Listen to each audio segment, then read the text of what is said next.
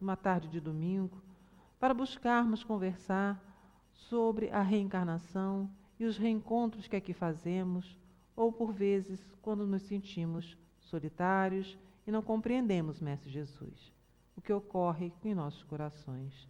Então permita que nessa tarde nós possamos, através desses espíritos amigos que aqui já estão nos intuindo, trazer o alívio às nossas almas através dos estudos que a AME pode proporcionar. Pedimos o amparo tranquilo, generoso, de Dr. Bezerra de Menezes, patrono das associações médicas, que ele possa socorrer nossos corações que sangram tantas vezes por conta da solidão. Agradecemos à Casa de Leon Denis e os espíritos que aqui já se fazem presente a nos receber. A direção dessa casa é representada por Baltazar, por Dr. Herma, por Antônio de Aquino, por Altivo, representado por esses irmãos benfeitores da luz que aqui já se colocaram, desde o primeiro momento, a acalmar a cada um de nós. Meus irmãos, conosco estejam, permitindo que a luz possa se fazer mais uma vez. Em nome de Deus, aqui estamos reunidos. Graças a Deus. Então, eu vou passar primeiro a vocês um vídeo de um pensador que é muito conhecido hoje, né? Que é o Leandro Carnal. Foi feita uma pergunta ao Leandro Carnal. É possível ser feliz sozinho? E é uma pergunta que às vezes até se torna uma afirmação para muitas pessoas. Tem gente que diz que é possível ser feliz sozinho, outros se arrepiam só em pensar nessa possibilidade. E muitos sofrem com a ideia de estar só. Então, por que será que isso, nós espíritos reencarnados no planeta Terra, por que será que essa ideia do vazio, do não ter o outro, é tão difícil, é tão dolorido? Ou porque para alguns é quase que um prazer. Colocar gente na vida de algumas pessoas torna a vida delas um caos. O que será que acontece? Por que será que isso ocorre? Então foi feita essa pergunta a ele, e ele trouxe essa explicação. Leandro Carnal é um professor, é um filósofo, é um pensador, não é da doutrina espírita. Ele traz o olhar, né, da filosofia sobre esse questionamento. Vamos pedir que passe o vídeo para que a gente possa ver. Qual o peso dos laços afetivos na busca pela felicidade? É possível ser feliz sozinho? A espécie humana não tem um padrão único. Aristóteles diz que nós somos zoon politikon, ou seja, animais políticos. Somos gregários, ou seja, vivemos em grupo. É excepcional o ser humano que vive absolutamente só. Então, acho que sim, é possível ser feliz sozinho. Mas acho que o padrão da nossa espécie tem sido buscar essa felicidade em diálogo com os outros. Eu preciso desse contato com os outros. Porque, em primeiro lugar, este contato vai reduzir uma parte do meu narciso, do meu eu, que tem que negociar no trânsito, em família e no trabalho, com outros narcisos, com outros eus. Então, é um bom contraponto para a felicidade. É possível ser feliz sozinho? Sim. É possível ser feliz em grupo? Sim. Mas eu preciso saber que este isolamento, que é muito contemporâneo, pode ser fruto muito mais de uma espécie de fechamento do meu eu para o resto que de uma noção de felicidade. Nós somos animais gregários e somos animais políticos. Dominantemente, nós buscamos a felicidade em grupo. Dos laços afetivos na busca pela felicidade, é possível ser feliz sozinho? A espécie humana não tem um padrão único. Aristóteles diz que nós somos zoon politikon, ou seja, animais políticos. Somos gregários, ou seja, vivemos em grupo. É excepcional o ser humano que vive absolutamente só. Então, acho que sim, é possível ser feliz sozinho.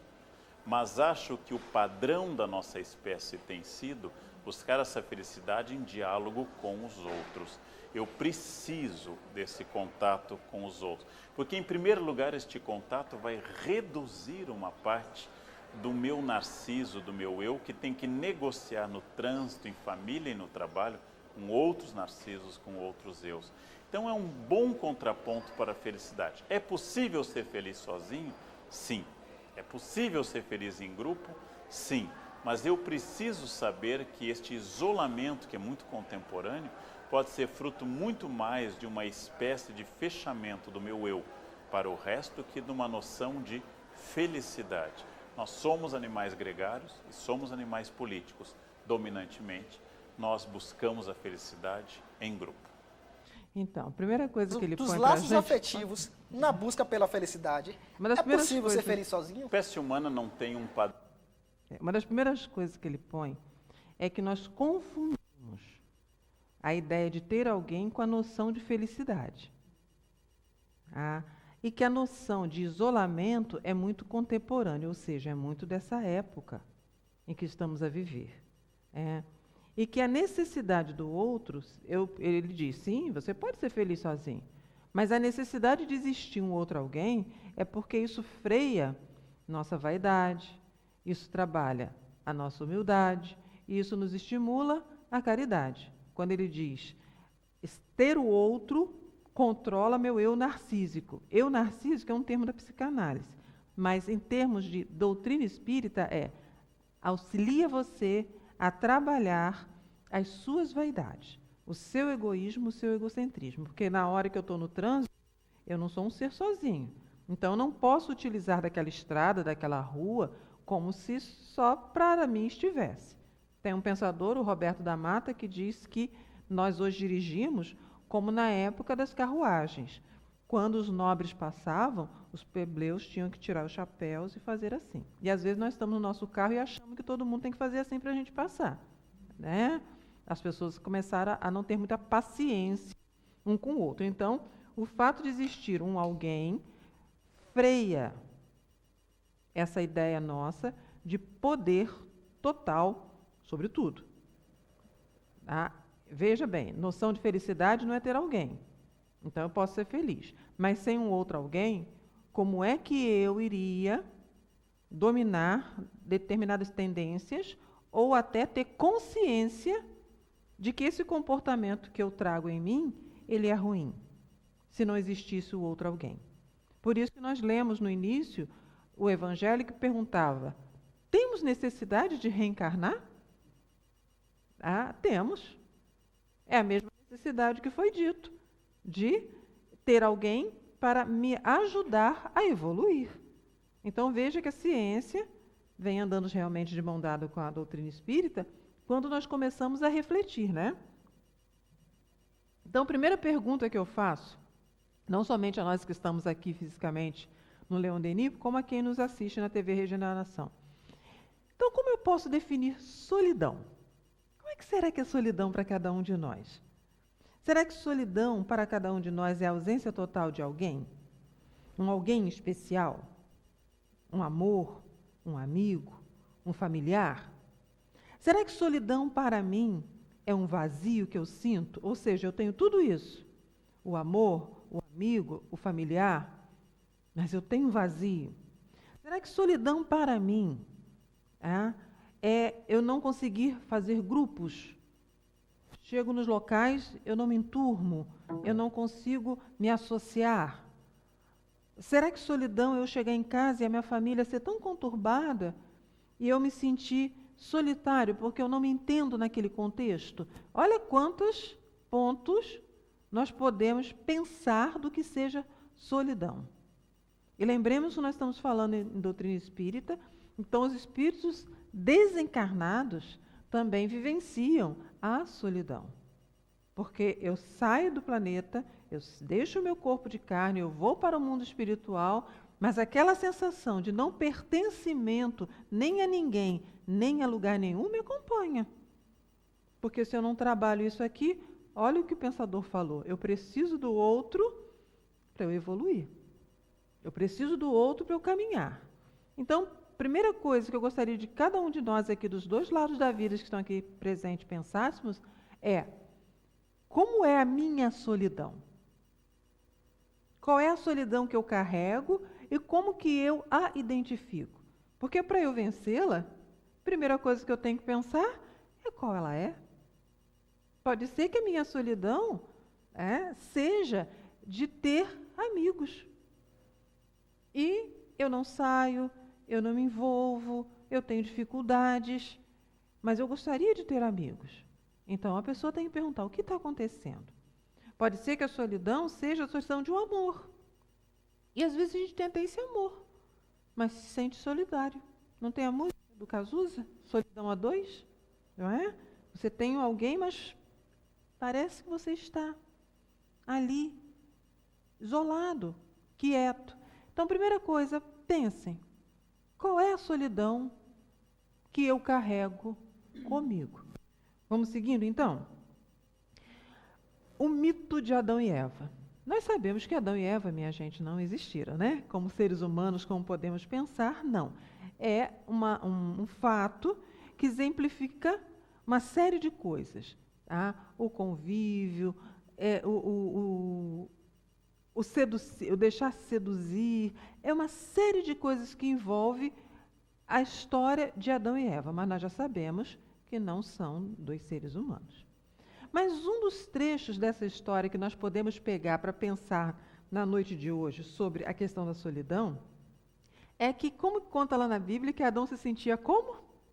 Sozinho. Não é assim que inicia a história, né? Que Adão se sentia sozinho. E por sentir-se sozinho, com um paraíso, ele tinha tudo lá, harmonia, paz, a natureza, né? Mas faltava alguma coisa. E como conta a história, que Deus adormeceu Adão e tirou uma costela. E dessa costela ele fez um outro ser, né? Um ser do sexo feminino para completar a vida de Adão, porque ele vivenciava ali uma história muito solitária, né? E com isso, o que nós podemos tirar? Volto a dizer, sabemos que é uma história porque nós vamos tirar pontos dali.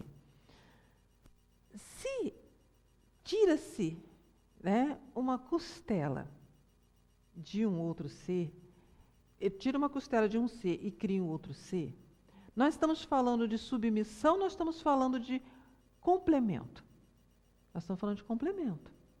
Não é uma submissão. Então, a ideia primeira é assim, de que o outro tem algo que também mora em mim. Eu esqueci o nomezinho da sua mãe.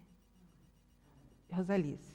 Então, digamos, né, aqueles que nos assistem, tem uma pessoa aqui chamada Rosalice, Rosalinda, e eu e Rosalinda gostamos de gatinhos, né, Rosalinda? Nós gostamos de gatinhos, tá? Então, digamos que a gente está conversando sobre gatinhos e ela me traz um conhecimento que até então eu não tenho. Uma não completou a outra? Completou. Nós temos uma afinidade por um animal e ela me traz uma informação sobre como lidar com esse animal que eu não tenho e que eu agrego esse conhecimento à minha vida. Então, é disso que fala-se essa história. O complemento que um poderia fornecer ao outro, porque todos tiveram o mesmo ponto de partida como espírito para a evolução. Então, não tinha ninguém mais, não tem ninguém menos. Ponto de partida é igual. O conhecimento que um tem, porque na reencarnação um chega antes do outro, é que vai fazendo com que a gente vá evoluindo. Então, eu chego antes, o outro chega depois e as histórias vão se fazendo. Adão e Eva fala-se disso. Adão e Eva fala exatamente daquilo que o pensador, em 2019, falou. Sem o outro eu não cresço. Sem o outro eu não deixo de ser uma pessoa voltada só para mim. Eu preciso desse alguém. Por isso que na história se diz que ele precisava de alguém. Mas não é porque ele se sentia sozinho. A ideia ali era início da vida, povoamento do planeta Terra. Por que precisamos um dos outros? Por que reencarnamos? Por conta disso. Então, nas relações, o homem encontra a complementariedade. Homem no sentido de ser humano. Tá? Nas relações, um complementa o outro. Beleza? Pense na solidão que cada um tem e já comece a pensar que, às vezes, a minha solidão é porque me falta o complemento que o outro pode me fornecer. Beleza? Podemos seguir? Aí começa o problema. Né? Tava bom até agora, não estava? Aí começa o problema. O que aconteceu lá no Adão e Eva? Né? Adão, coitado, estava lá feliz da vida, tal, né? E Eva, como todas nós mulheres, curiosa, foi explorar aquele paraíso, já deveria estar dando uma faxina lá naquele paraíso, podando umas árvores, porque mulher é assim, né? Chega no local, a gente já vai dando um jeitinho. Tá? e descobre a danada da maçã e da serpente, aquela historiada toda que nós já sabemos como é que é. Tá? Isso significa o quê? Ali foi inscrito, foi instalado o conflito. A serpente se representa o conflito de ideias, de desejos, de vontades, a vontade que eu tenho de fazer de um jeito, a vontade que o outro tem de fazer o outro, a discordância de pensamentos. Então ali começa-se a falar de que nas relações, como um vai complementar o outro, como um vai trazer algo diferente do outro, também será salutar as diferenças. Porque senão não teria complementariedade. Se todos nós pensássemos iguais, né? Se eu chego para ela, como eu falei, né? A Rosalinda me diz algo sobre os gatinhos, e eu chego para ela e disse que eu sei daquilo. Aí eu conto algo para ela, ela diz que também já sabe. O que um está passando de informação para o outro? Tá? Então, começam os problemas. Transferência de conflitos psicológicos. O que é isso? Vamos começar a pensar. Por que será que, no meio de tanta gente, nós nunca estamos sozinhos, nós não moramos no alto do Himalaia, nós não moramos numa floresta fechada onde só tem lá a minha barraquinha, nós moramos em locais muito povoados, vivemos em locais, em culturas muito povoadas, numa era da internet, onde nós nos comunicamos com muita facilidade. Por que será que ainda existem os conflitos igualzinho na história que dá uma base para a história do mundo como Adão e Eva? Então, vamos começar a pensar assim. O problema inicia-se quando eu vejo o outro como o meu eu. Tá? Vamos brincar lá? Quando Eva falou assim, Adão, coma essa maçã. E ele falou, quero não vou comer não. Adão, deixa de ser chato, come maçã. Né? E ele, não quero, não gosto de maçã. Tantas outras frutas, por que a maçã? E aí, a Eva, se tivesse uma amiga, já ia logo falar com a amiga, né? Eu te conto, Adão é um chato. Tudo que eu ofereço para ele, ele nunca quer. Na verdade, ela tinha uma amiga que era a serpente, né? Que estava ali fazendo a parte do outro que escuta. Então, o outro como meu eu. O que é isso? O que é o outro como meu eu? A projeção que eu faço de que se o outro mudasse um tantinho assim, eu seria feliz. Olha que ilusão, minha gente. Como é que eu posso achar que é o outro que vai mudar para que eu seja feliz? Não é estranho? Então, se o outro não mudar, estou fadada à eternidade da infelicidade? É isso? O outro como meu eu. Quando eu me coloco como uma pessoa muito correta e certa e que as minhas coisas é que poderiam melhorar. É a minha forma de pensar, de agir, de ser, é atrapalhar pelo jeito como o outro se coloca na vida e que se ninguém segue aquilo que eu penso, todos estarão errados e eu serei a vítima de toda uma circunstância. Isso nas várias relações. O outro como meu eu é porque eu estou me tornando alguém que olho as minhas necessidades. E não estou querendo compreender, não é quais são as necessidades do outro, mas eu não estou conseguindo compreender as limitações do outro. Porque as necessidades, é muito interessante, nas relações, nós sabemos qual é a necessidade do outro. Inclusive, às vezes, por isso que a gente fica chateado, porque nós sabemos, temos certeza de que a necessidade do outro é essa. Como o outro não consegue fazer essa mudança, é que nós começamos a ficar irritados, maus. Nós começamos a nos angustiar e achamos que está abrindo uma distância entre eu e a outra pessoa. Porque o outro não consegue, com as suas limitações, compreender aquilo que faço. O ideal do amor romântico.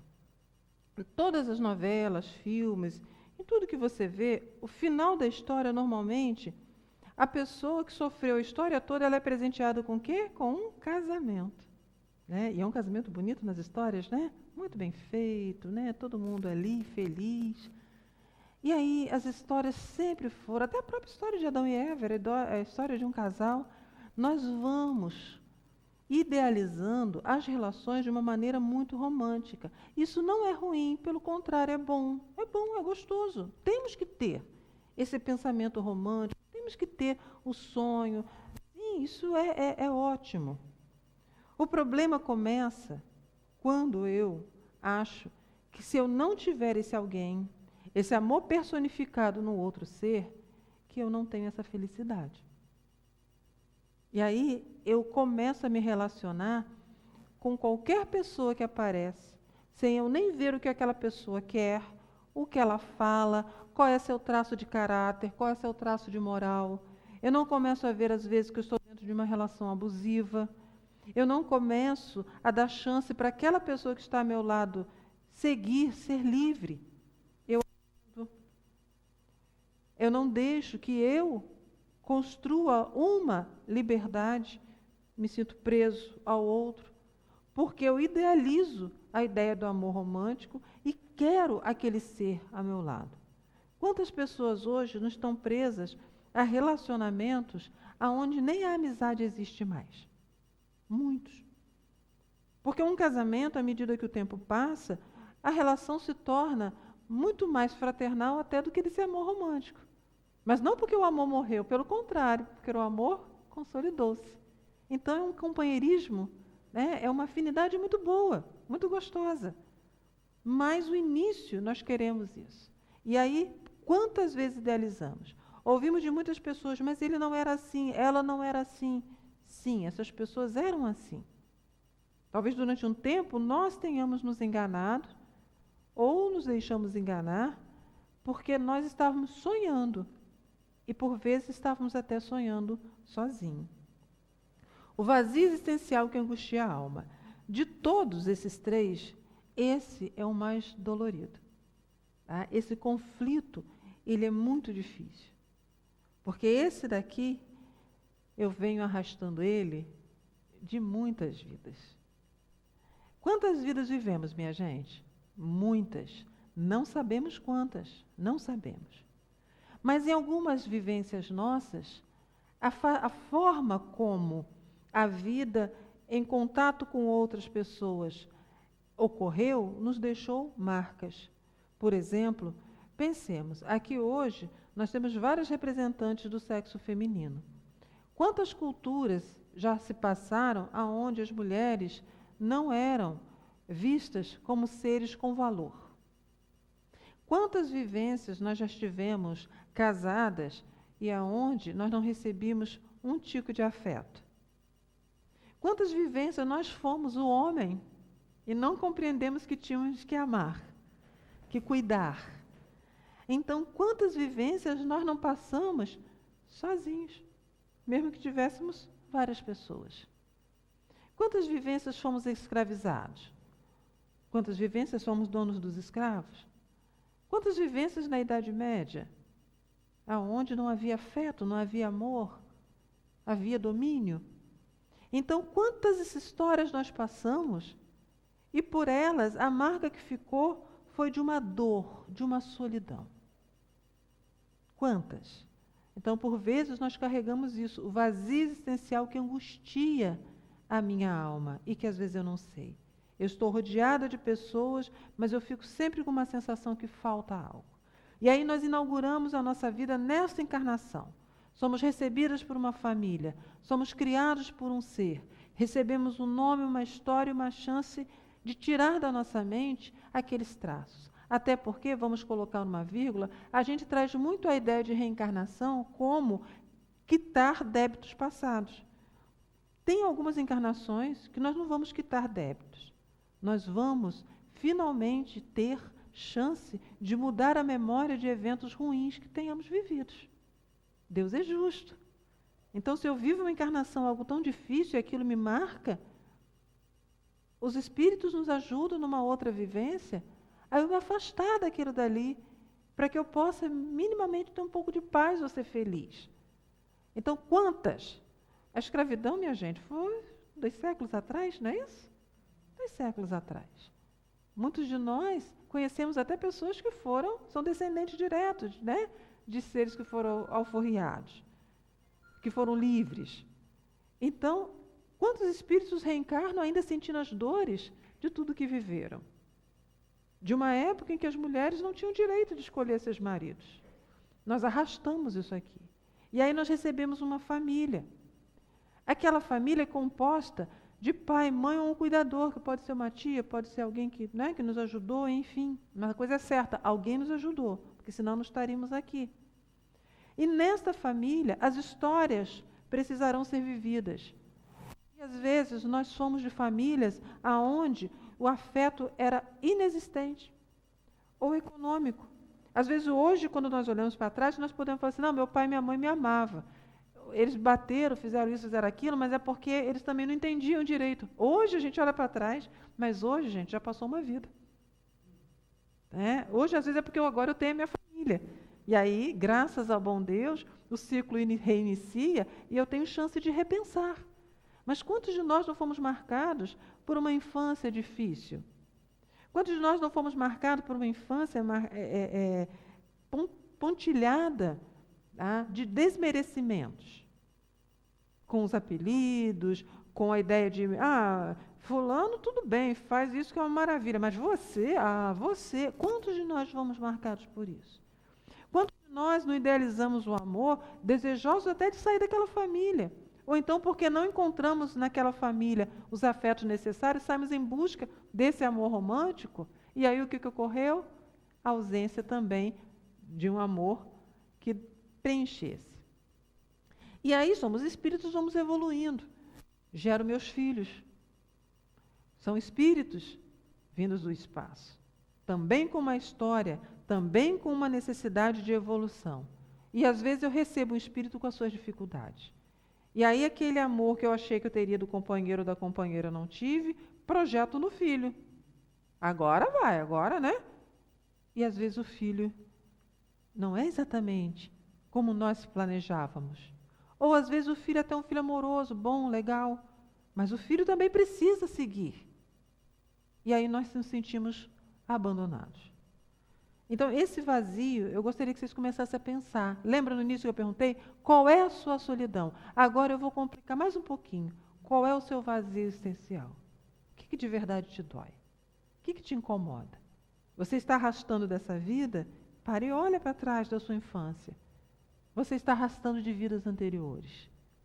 Porque se está arrastando de vidas anteriores, é como eu te falei, nem sempre a reencarnação é para quitar um débito. Às vezes a reencarnação é para que eu tenha um acalanto diante de tudo aquilo que eu vivi. Mas eu estou arrastando de lá. Aí, ao invés de eu sentir o acalanto com tudo que já me chegou para que eu vá à frente, eu continuo me sentindo angustiada. Porque eu acho que ainda está faltando um pedaço de alguma coisa que a vida presente ainda não me deu. Então vamos seguindo. Para nós sairmos dessa embrulhada toda, dessas situações, nós temos que começar a pensar em duas coisas.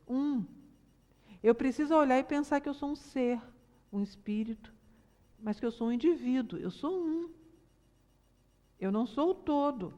Eu não sou todo mundo. Lembra lá atrás? Eu não posso projetar no outro o meu eu. Por quê? Porque eu sou um indivíduo, um sujeito singular. Eu tenho uma história, eu tenho um nome, eu tenho uma série de coisas. Então eu preciso encontrar, não é individualidade no sentido de egoísmo, mas eu preciso me encontrar no sentido, de auto-amor, no sentido de autoestima. Pensar lá? E, com isso, atingir uma plenitude. A plenitude, vamos começar de trás para frente, né? A plenitude vem do desenvolvimento de uma relação pacífica consigo mesmo. Como é que eu faço isso? Como é que eu começo a ficar em paz comigo mesmo, afastando aquele vazio, afastando aquela angústia, que eu não sei se está nessa vida, se são das vivências anteriores, mas eu sei que me consome. Então, a primeira coisa que eu tenho que pensar é assim: eu sou um ser que fui criado. Eu sou única como espírito. Cada um de vocês são únicos como espírito, criado pelo mesmo Deus. E a nossa conexão com Ele existe mesmo, de verdade. O Criador e nós estamos ligados a esse Deus. Em nenhum momento esse Deus nos abandona. Em nenhum momento essa força superior deixa com que nós estejamos sós. Mas o que nós nos afastamos dele?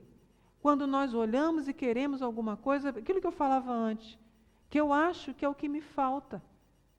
Nós sofremos mais pelo que nos falta do que somos alegres com o que a gente já conquistou. Nós ficamos chorando mais por coisas que nós nunca vivemos do que nos alegramos com aquilo que já recebemos. Nós temos essa tendência. Isso não é uma crítica, é uma constatação. Então, com isso, quando eu choro mais o vazio do que o que eu já vou juntando na minha vida, eu me afasto do Criador. Porque eu fico olhando só, novamente, o meu eu. E aí, olha o que ele diz, né? Eu preciso ficar em paz e a conexão com o Criador representa o maior papel, sendo vivenciada na relação pessoal e expressa na relação com todos os seres que a vida traz e convívio de cada um. Então, quanto mais eu me acalmo, quanto mais eu olho a vida que eu já vivi, a evolução que eu já vou tendo, e o meu compromisso, inclusive, com essa evolução, ou seja, com a minha mudança de comportamento, de pensamento, a luta, né, que nós vamos travando para seguir adiante, quanto mais eu faço isso, mais eu me conecto com Deus. Porque eu preciso conversar comigo mesmo. Eu preciso quedar meus joelhos, nem que seja de uma forma simbólica, e entrar em conexão com Deus. E aí o que eu faço? É minha relação comigo mesmo, minha relação pessoal, e eu vou levar isso para as relações com cada pessoa que eu encontrar. Como assim? Mais pacífica comigo, mais pensando, né, nessa vida que eu vou vivendo, nas necessidades que eu vou gerando e na evolução que eu vou tendo, eu consigo absorver das pessoas que chegam novos conhecimentos que me ajudam na minha caminhada. A brincadeira que eu fiz com a Rosalina no início do gatinho. Se eu estiver nervosa e a Rosalina falar para mim assim, Dirce, dá comida de papinha para o gatinho, aquela comida pastosa, né? E se eu for uma pessoa muito irada, ela está falando e eu estou dentro de mim assim, ela sabe se eu tenho dinheiro para comer comida de pastinha? Ela está falando e eu estou preparando a resposta. Eu não estou entregue a ela. Se eu estou chateada com alguma coisa, eu nem ouço o que ela fala. E se bobear, eu ainda acabo sendo ríspida. Acabei de perder um amigo, magoar uma pessoa, me afastar. Porque eu estou tão voltada para as coisas que estão acontecendo comigo que eu começo a ser espinhenta com todos. Aí tem o início a solidão. Por isso que se diz que quanto mais elevado é meu pensamento, em contato comigo, mais eu me aproximo das pessoas e eu consigo fazer o elo de amizade. No caminho do amadurecimento, é necessário vencer as dependências que mantêm vinculados os seres a relações e situações que já podem ser recicladas. Aquilo que nós falávamos. Se eu estou preso a uma outra vida ainda, se é uma angústia que me carrega, e eu olho para a minha vida é uma linha. Os problemas ocorrem, mas não nada tão grave, mas eu estou assim, eu preciso começar a olhar e pensar, por que eu me angustio com isso tudo? É aquilo que nós falamos, conexão com o Criador. Se eu estou vivendo dependências emocionais, se eu dependo de alguém para ser feliz, eu posso também estar arrastando situações, sejam da outra, seja dessa. Então eu tenho que vencer essa dependência. Quantas brigas nós fazemos aqui dentro e a pessoa já foi embora há muito tempo? Quantas brigas nós causamos frente a frente porque eu acho que aquela pessoa lembra, parece, fez a mesma coisa que o outro. Vocês já ouviram isso? Não somos nós que falamos, né? Eu não confio nas pessoas, não. Às vezes que eu confiei, as pessoas fizeram isso comigo. As pessoas quem? 1, 2? Você não questionou por que essas pessoas, 1, 2, 10, fizeram isso com você? Será que ruins são as pessoas? Ou você que talvez, no desejo de ter um alguém, tornou-se alguém tão cego, a ponto de acreditar tudo no outro. Ou às vezes o outro não é uma pessoa, mas você queria demais daquela pessoa. Você queria que aquela pessoa fosse algo que ela não é. Então eles dizem, vença suas dependências, que mantém vinculadas as relações e situações que já poderiam ser recicladas. Ou seja, eu posso aprender, ao invés de dizer eu não confio em ninguém, eu posso começar a dizer, eu preciso ver por que as pessoas agem assim, e como que eu sou nas minhas relações. Eu vou reciclando, eu pego a mesma experiência que eu vivi, independente de qual seja, e ela se transforma numa reflexão muito profunda que eu vou fazendo. Conquistar a individualidade, afirmando o valor pessoal na vida, é condição fundamental para a verdadeira liberdade. Ou seja, agora a pergunta é outra: qual é o seu valor na sua vida? Porque quando eu ponho valor na vida que o outro me traz, que o outro me oferece, que o outro vive, eu não estou olhando. Qual é o valor da minha vida? Qual é o valor? Qual é o valor da nossa vida? Tem gente agora lutando pela vida no hospital. Tem gente agora esperando um transplante. Pergunta para essa pessoa qual é o valor da vida. Vida encarnada. Tem muito espírito agora desejoso de voltar, pedindo a oportunidade para reencarnar. Pergunta a esse espírito qual é o valor da vida. E nós estamos aqui. Então, terceira pergunta da noite. Qual é o valor? Não é o valor da sua vida, mas qual é o seu valor na sua vida? Então, vamos pensando assim. Se eu já estou começando a pensar na solidão, em como é que eu me relaciono, agora, como é que eu faço, então? Para eu me sentir um pouco mais livre e não me cobrando ou cobrando das pessoas algo para que eu me sinta bem. Para ser livre, não é necessário abandonar relacionamentos, compromissos, deveres, mas sim encontrar nele o espaço de autenticidade onde a alma possa expressar aquilo que vibra mais profundo no coração. Certa vez, nós estávamos num estudo aqui da casa e a espiritualidade orientou assim. Orientou não, a espiritualidade puxou a orelha assim. Vocês têm o hábito de falar para a pessoa: então vai embora, não entra na discussão, tá? Fica calado, não diz nada não. Nós não temos uma mania de falar isso para poder acalmar, né, os ânimos? Então a espiritualidade falou assim: quando vocês falam isso, tá, a pessoa não sabe o que fazer. Porque a tendência dela é falar. E vocês dizem que ela deve se calar ou sair. Então, para ser livre, não é necessário abandonar o relacionamento, os compromissos ou deveres. Para ser livre, nós precisamos aprender a ouvir, para poder aprender a falar.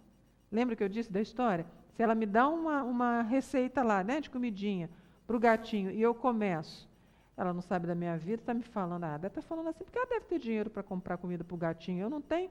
Ela está me falando, eu não estou nem querendo ouvir, porque eu já estou debatendo mentalmente com ela. Eu sou livre assim? Não sou.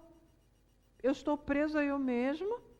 O valor que eu acho da minha vida é que eu sou uma vítima, que ninguém me entende, que ninguém me compreende, que ninguém sabe de mim. Esse é o valor que eu estou dando à minha vida. Agora, pense, eu vou ouvir. E ao final eu falo para ela: olha, mas eu estou numa situação financeira tão difícil que para eu ficar comprando comida pastosa para gatinho, para mim vai ser difícil. Pode ser que ela me ouvir, ela fala: olha, no local tal vende no preço assim. Pode ser que ela fale assim: por que você não compra isso aqui e faz assim? Pode ser que ela tenha. Lembra que nós falamos no início do nosso estudo? Ela pode me complementar. Quando eu não consigo essa liberdade, quando eu quero um relacionamento onde a pessoa me compreenda totalmente, eu acabei, naquele momento, né, de ter um espaço, como diz assim, de autenticidade. De colocar para ela qual era a minha necessidade. E é isso que acaba acontecendo nas relações. Eu não ponho para o outro a minha necessidade porque eu estou tão presa na minha necessidade que eu quero que o outro saiba daquilo de verdade. Mas como o outro vai saber daquilo de verdade se eu não contar para ele qual é a verdade? Como é que isso vai acontecer? E aí, o caminho para a saída, para a gente vencer a solidão, sempre será o auto-amor, o amor próprio, a autoestima. As experiências de amor fazem com que cada ser entre em contato com a necessidade de partilha, tendo a solidão existencial amenizada. Então, nesse movimento que eu vou fazendo, primeiro, não lançar nos outros a razão da minha dor. Segundo, entender que como espírito em viagem, em espírito em aprendizado, que eu posso estar trazendo dificuldades que a minha mente ainda está presa e que eu estou cobrando dos outros quando a espiritualidade já me deu a chance para eu refazer aquela memória com uma série de situações que, se eu parar e tiver calma, eu vou ver que cada coisa está chegando a seu tempo. Quando eu consigo a minha individualidade, que é eu entender qual é o meu valor na minha vida. Gente, o valor que nós temos na nossa vida é muito grande. Nós aceitamos reencarnar, tá? Esse é o primeiro valor. Não é fácil, não é? Não é fácil. Esse foi o primeiro alto amor. Qual é o valor que eu tenho na minha vida? Eu estou lutando contra as minhas más tendências. Eu tenho certeza que todos nós aqui fazemos isso todo santo dia. Uns mais, outros menos, mas todo dia nós damos uma freada em quem somos nós. Esse é o meu valor na minha vida. Eu já consigo, às vezes, parar de olhar para a minha dor e vou lá e estendo a minha mão para o outro. Esse é o valor na minha vida. Esse é o valor que eu dou para a minha vida. E com isso, são experiências de amor com o outro e comigo, né? Que cada ser que chega na minha vida me estimula, é o que o pensador falou no início lá do vídeo. Eles nos estimulam a esses contatos e eu vou desabrochando. E aí eu vou percebendo que eu vou fazendo finalmente as amizades, porque antes eu não deixava as pessoas se aproximarem de mim, porque eu era igual um porco-espinho. Eu achava que eu era um bicho fofinho, bonitinho, mas o porco-espinho, ele dói se a gente chegar perto. Então eu achava que as pessoas é que não me entendiam, quando na verdade eu não estava em busca de entender as pessoas. Aí eu vou entender que eu era muito desejosa de ser amada. Mas eu não estava trabalhando o que de verdade eu vim fazer nessa terra aqui, que era eu aprender a amar. Para eu aprender a dar o meu sentimento. Naturalmente, esse sentimento chega. Naturalmente. Quanto mais em paz nós ficamos, mais as pessoas gostam de nos abraçar, conversar conosco, mais elas lembram de nós. Tudo isso, como ele diz, né, essa solidão vai sendo amenizada quando eu faço esse caminho de volta para dentro de mim. Na incapacidade de aprender o que somente pelo sentimento pode ser captado, o homem exercita o amor na relação com os semelhantes. Então, Papai do Céu é bom a beça, a espiritualidade não brinca em serviço, tá?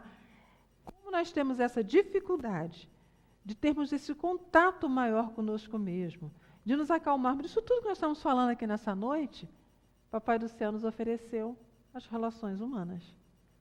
Papai do Céu nos ofereceu o contato diário. Papai do Céu não permitiu que nós fôssemos solitários. Inclusive, pondo junto de cada um de nós, olha que bonito, um ser invisível aos nossos olhos, mas muito presente na nossa mente, chamado anjo guardião. Quando eu decidi, vamos colocar assim, reencarnar, este ser amorosamente, para que eu não fosse solitária, para que eu não vivesse a solidão, segurou na minha mão, conhece a minha história toda, as nossas histórias, que cada um, né? E falou, vamos, estarei sempre junto com você. E no dia que eu deixar esse corpo e o meu espírito puder voltar a uma das moradas da casa do Pai, adivinha quem está lá me esperando? O próprio.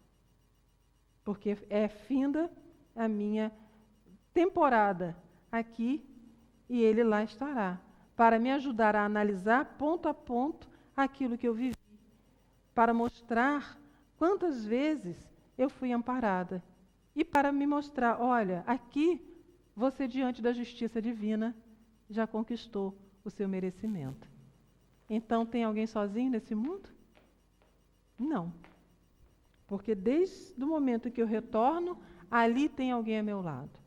Junto a eles, quantos outros? À medida em que eu vou me colocando em tarefas, em estudos, em avanços, em tudo, outros vão se chegando a mim. Então, como nós ainda não conseguimos apenas sentir isso, precisamos do material, precisamos nos ver, precisamos nos tocar, precisamos nos ouvir. Papai do Céu fez as famílias, das famílias os grupos, dos grupos a sociedade, da sociedade cada um de nós reencarnamos em uma delas. Tivemos sorte de reencarnar num país bonito por natureza e feliz, chamado Brasil.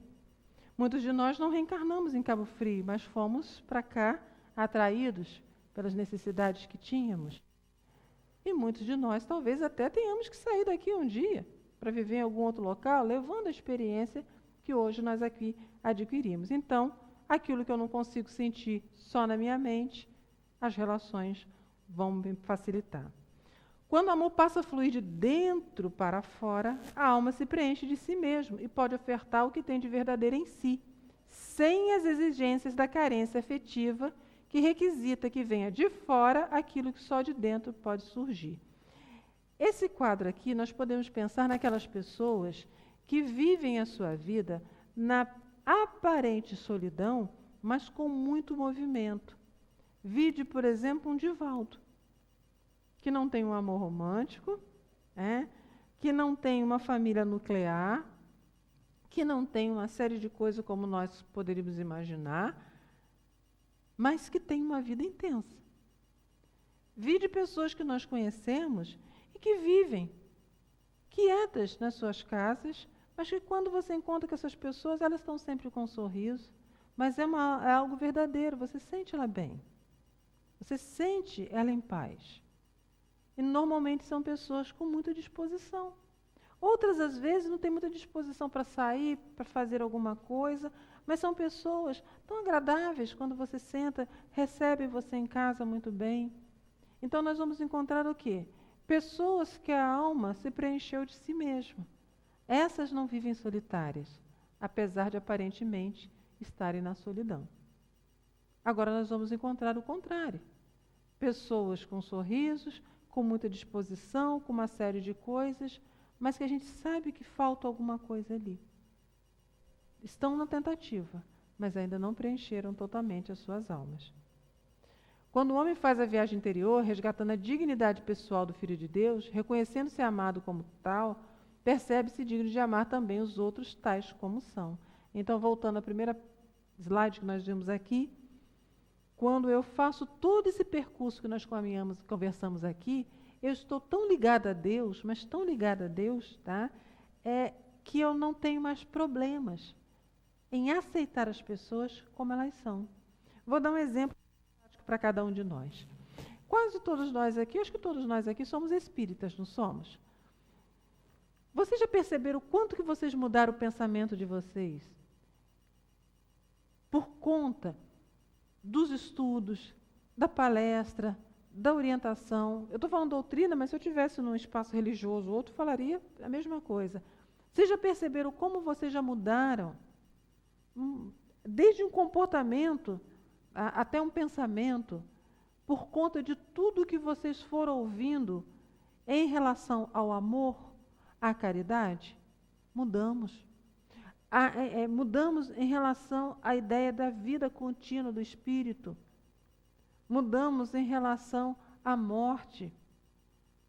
Se nós formos olhar, nós vamos findar 2019, todos nós aqui, um dedo, 2 dedos ou a mão inteira, diferente de quando nós iniciamos o ano. Por quê? Nós vamos nos reconhecendo, nós vamos nos sentindo, nós vamos percebendo de uma forma muito verdadeira o amor de Deus dentro de nós. A ideia de que não estamos realmente sozinhos e o quanto que é bom evoluir e o quanto que a gente olha para trás e pensa, se já não sou mais assim, eu já me sinto mais amado. Se a gente for fazer uma busca e deixar um pouco de lado, como nós falamos, a ideia de que o outro é que tem que mudar e começarmos a olhar as nossas mudanças, nós perceberemos o quanto que hoje nós somos amados e mais, o quanto que hoje nós passamos a aceitar as pessoas como elas são. Posso não fazer isso 100%, mas 10% eu tenho certeza que todos já estão. Então, para a gente fechar, à luz da imortalidade da alma, o alto amor é a constatação natural da grandeza divina que vibra na natureza do ser, desde o instante do amor primeiro, o sopro de amor e vida do Criador. Em outras palavras, o alto amor é quando de verdade, mas de verdade mesmo, eu paro e penso, eu sou uma criação de Deus.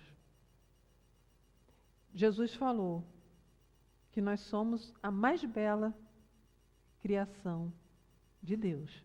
Os espíritos são as mais belas criação de Deus. Deus criou o universo, Deus criou a natureza, Deus criou tudo. E Jesus, que diz, sou filho desse Deus, somos irmãos, e nós somos a mais bela criação que Deus proporcionou. Se eu não me sentir amado com isso, se eu não conseguir parar e entender essa grandeza, que aquele que me criou de uma maneira tão bonita, e não me criou para eu sofrer, para eu chorar, para eu ficar sozinho, tanto que oferece um anjo guardião, oferece uma família, oferece uma série de situações para que eu possa ficar em paz comigo mesmo, jamais para que eu sofra. Se eu não conseguir compreender isso, eu vou passar por essa vida sofrendo. Então, olhem para cada um de vocês, quando amanhecer e forem se olhar no espelho, dê um sorriso e falem, eu sou a mais bela criação de Deus. Eu sou um ser individual, singular, que hoje visto um corpo, pode ser feminino, pode ser masculino, que hoje vivencio mais uma etapa da minha própria história, para que eu possa finalmente ter paz. Isso não é qualquer coisa, não. A lei, a justiça divina, ela, quando nos resgata das dificuldades que nós causamos ao longo da vida, ela nos pune com tudo isso daí que nós falamos. Mas tudo isso o quê? Tudo isso de bom. É a nossa dificuldade, é a nossa memória, é a nossa vontade de fazer diferente é que gera o sofrimento. Então tenhamos gratidão a Deus, a oportunidade. E a gente pode pensar assim, mas por que Deus nos criou então? Por que Deus criou cada um de nós? Por que nós estamos aqui a viver tudo isso hoje? Tão bonito que é o universo, tão linda que é a natureza. Nós já falamos muito obrigado, porque Ele nos criou para poder aproveitar tudo isso? Ou a gente só lembra que a gente pode perder isso quando tem uma mancha de óleo lá no oceano? A gente só lembra que pode perder isso quando adoece o nosso corpo? Ou nós só lembramos disso quando alguém que a gente ama parte? Não, nós temos que lembrar isso 24 horas. Acordou, agradecer. Nossa, tudo isso foi criado para que eu pudesse usufruir. A história de Adão e Eva e o paraíso. Que eu sei que tem outras pontas, mas que na noite de hoje a gente trouxe para ilustrar dessa maneira. Sejam felizes. Nós podemos sim ser felizes sozinhos. O que nós não conseguiremos sozinhos será evoluir. Felizes poderemos, mas será que iremos evoluir? E nunca mais olhem para vocês e digam, eu sou um ser solitário, abandonado pela vida e pela espiritualidade. Não estamos.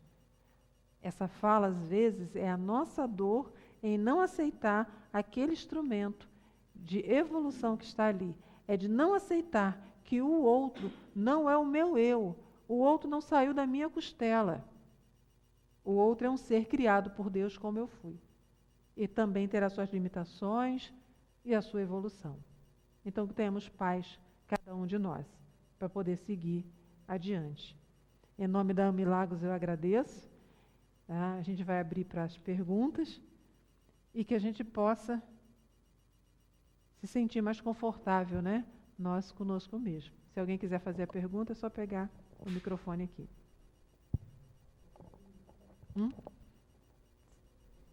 Obrigada.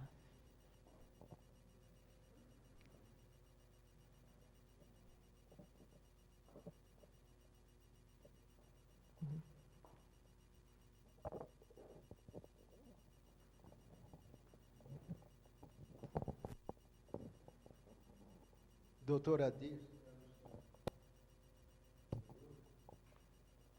Alô?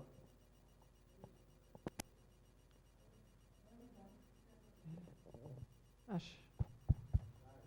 Isso. Doutora Dias, boa noite. Boa noite, Celina. Logo na abertura do nosso estudo, foi colocado que nós poderemos viver felizes sozinhos, certo? Uhum. Mas só que não progredimos. Ficaremos estacionados. Só progredimos com o outro. Exatamente. Entendeu? Essa pode sim, mas o progresso ficaria lá para trás. Não sei nem se podemos chamar isso de felicidade, né, Celema? Ficar estacionado? Sem dúvida. Outra pergunta.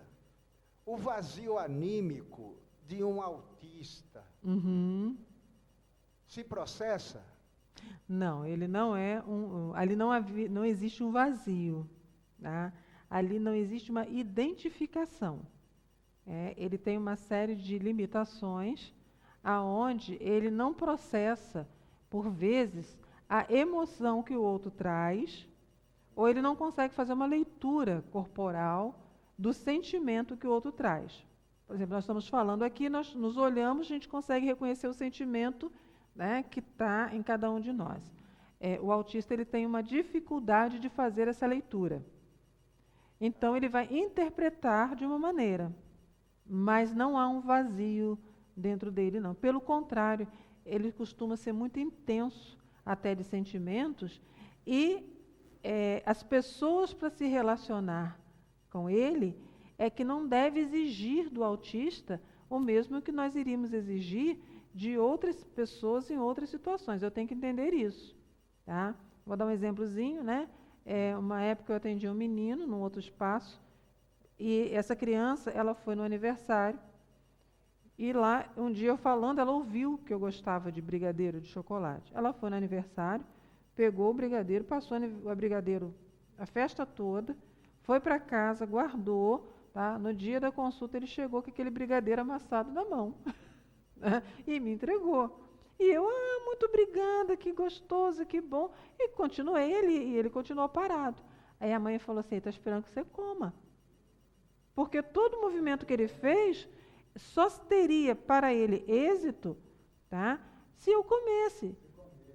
Porque nós faríamos a leitura assim, ela ganhou, não pode comer agora, né? Vai deixar guardadinho, tá? Eu comerei depois, né? Numa outra hora, não. Para ele, então, isso que a gente tem que entender. Senão ele ficaria triste. Não há um vazio, mas haveria uma tristeza ali, como se eu não tivesse ligado para aquele gesto dele, né? Tanto que ele ficou segurando o docinho, até que, e a coroação seria isso. Agora você come, tá? Para ele poder sentir que eu fiquei feliz com a lembrança que ele teve. Essa felicidade, ele introverte, ou seja, ele sente essa felicidade? Sente. Sente. A espiritualidade nos diz, Sr. Lima, que o autista em especial, tá? Ele é um espírito feliz com a reencarnação dele. Porque ele é um espírito que está arrependido, mas arrependido de uma maneira profunda. Tá? O que ele ainda não consegue, por vezes, é gerar um perdão a ele mesmo. Então, se ele, em alguma existência, trouxe alguns dissabores, foi o que a espiritualidade nos trouxe, vou trazer o mesmo exemplo, na área da alimentação, com várias pessoas, ou uma, enfim, não importa, né?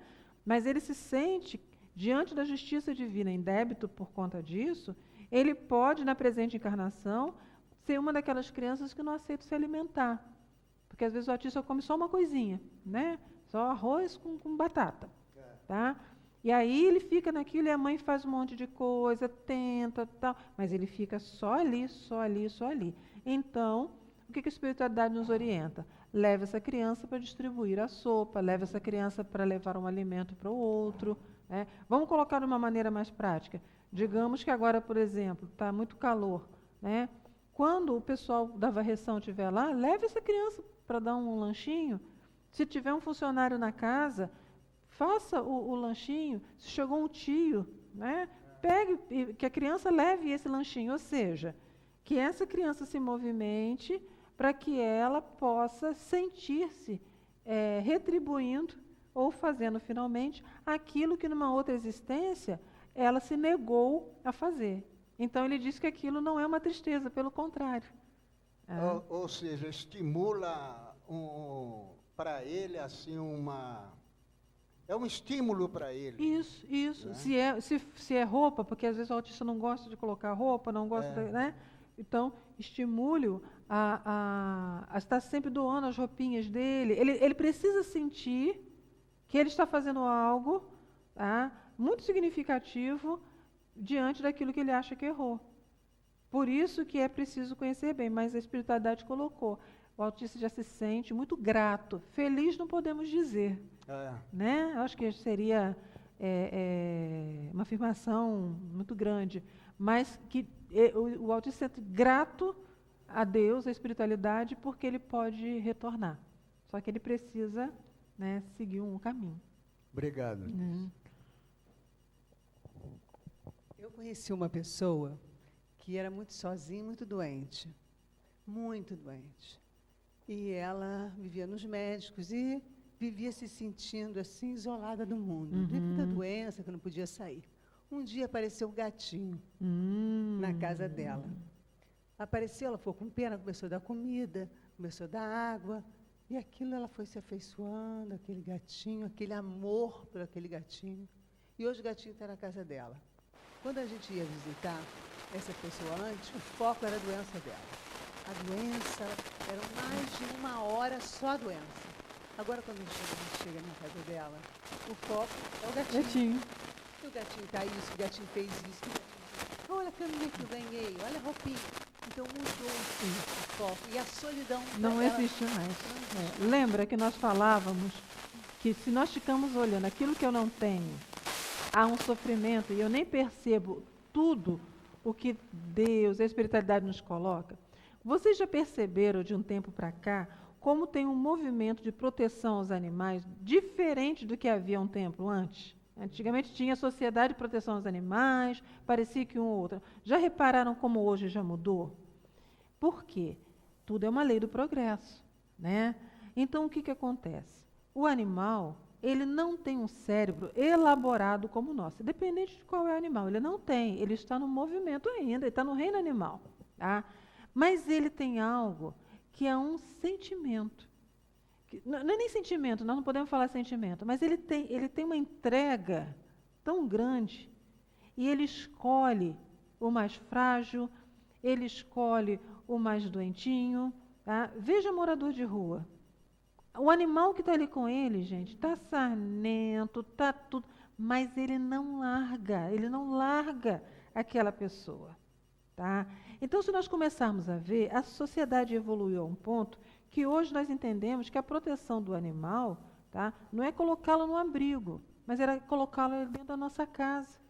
E se por um acaso ele está na rua, que a gente não o maltrate, que a gente dê a ele condição, ele faz parte da nossa natureza, dê a ele essa condição. E o que nós estamos vendo hoje? O quanto que o animal resgata aquilo que nós falávamos lá. Enquanto eu não consigo compreender que o sentimento é de dentro para fora, e eu fico esperando de fora para dentro, e fico esperando as pessoas, o animal chega e fala isso para a gente assim, olha, sem ninguém ensinar a ele, a não ser o mundo espiritual.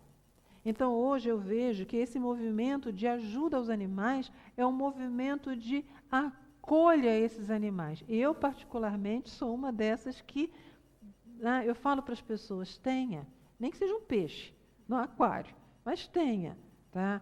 Tenha. Existem animais, como são o caso dos gatos, que são fáceis de você cuidar. Ele é um animal com uma independência. Nós temos o cachorro, que já gera uma independência, e assim nós vamos. Mas a ideia de um animal ali resgata você com os seus sentimentos. Ele dá a você um sentimento que ele não cobra muito. E como que ele te envolve? Doutora Anísia da Silveira, já desencarnada, uma grande psiquiatra, uma mulher assim à frente do seu tempo, que trabalhou em um dos hospitais, manicômios, né, que como se diz, mais difíceis. Né? Lá em Água Santa, até hoje existe lá o Museu do Inconsciente. Ela, os pacientes enlouquecidos, eles não faziam nada, passavam o dia nus, impregnados de remédio, vagando, como se fossem, como se diz, zumbis. Exatamente. E doutora Anice começou a perceber que eles se relacionavam com os animais que lá entravam. Era um gatinho, a maioria eram gatos, né? Um gato, um cachorro, e que eles tinham minimamente o rudimento de um sentimento por aqueles animais. Doutora Anice, esse espírito elevadíssimo, foi uma das primeiras pessoas que abriu o portão daquele manicômio e deixou entrar os animais, porque fazia parte do processo terapêutico da loucura, mas era loucura na época que não se tinha tratamento. Tá? Hoje, as doenças mentais, as doenças emocionais têm um tratamento, mas a função do animal em estimular o meu sentimento e que eu possa acolher um ser tão frágil, é algo que nós temos que, torno a dizer, nos pôr de joelhos e agradecer. É aquilo que falávamos. Tudo está ali, é que às vezes nós não olhamos. Às vezes nós ficamos nas redes sociais e vemos pessoas compartilhando, adote. Veja, aqui na nossa casa mesmo nós adotamos não, né? Nós adotamos 3. Tá? E as pessoas foram aceitando, as pessoas foram vendo aquilo dali naturalmente. Sim, é preciso que a gente tenha uma relação com a natureza. Eu até ponho uma vírgula, tá, Márcia? As pessoas que sofrem por não terem conseguido ter seus filhos. Nós temos crianças, espíritos desejosos de uma família. Deus está colocando tudo aí para a gente. Tudo, né? Acolha uma criança também na sua vida, apadrinhe, olhe, veja. Então, todo esse movimento do mais frágil é para que a gente possa estimular os sentimentos. Voltando aos animais, só para a gente fechar, eu vi uma frase assim: você não se admira que um ser consiga sobreviver sem falar uma palavra? Vocês não se admiram que ele consegue sobreviver diante, porque é um animal que sobrevive numa cultura, não, numa sociedade como a nossa, com carro, um monte de coisa, sem dizer uma palavra. E é verdade. Né? Você sabe se ele está com fome, você sabe se ele está com dor, sem ele dizer uma palavra. Né? Adotem sim um bichinho, né? Vai fazer muito bem a cada um o coração. Viu, Rosalina? Por isso que você é feliz, né? Eu também, né? Eu também. Acho que todos nós, se nós entendêssemos isso, as fragilidades que nos envolvem, nós cuidaríamos muito mais um dos outros, cuidaríamos da natureza, cuidaríamos das plantas, do mar, nós cuidaríamos de tudo. Porque Deus projetou tudo isso, ofereceu. Agora a gente tem que saber aproveitar, né? Meus amigos, a gente está... nós estamos em dezembro, tá? É uma época em que as pessoas se sentem muito solitárias por conta das famílias, das divisões de famílias, das brigas de família. Oremos por elas. Se conhecemos ou somos uma dessas pessoas, analisemos que se nós viemos ali para conhecer aquelas pessoas e chamarmos de família, uma importância há. Mas não coloquemos todo o peso ali. Eu não tenho ninguém para eu passar um Natal, não tem ninguém para passar um Réveillon. Tem sim. Se você fizer a sua prece, se você se permitir, se você falar para as pessoas, estou tão sozinho, as pessoas irão te convidar. As pessoas irão chegar-se até você. E não deixemos que esse mês ele possa ser preenchido com essa tristeza, mas com uma grande reflexão. Qual é o meu valor? Quem sou eu dentro da minha vida? Porque esse mês de dezembro, apesar de ser uma data comercial, mas é uma grande lembrança que nós temos de um espírito de tamanha grandeza que se fez no corpo de carne e aqui conosco esteve. Se ele nasceu dia 25, eu acredito até que não, né? Tenho quase certeza que não foi, que é uma data comercial e aí as coisas são todas.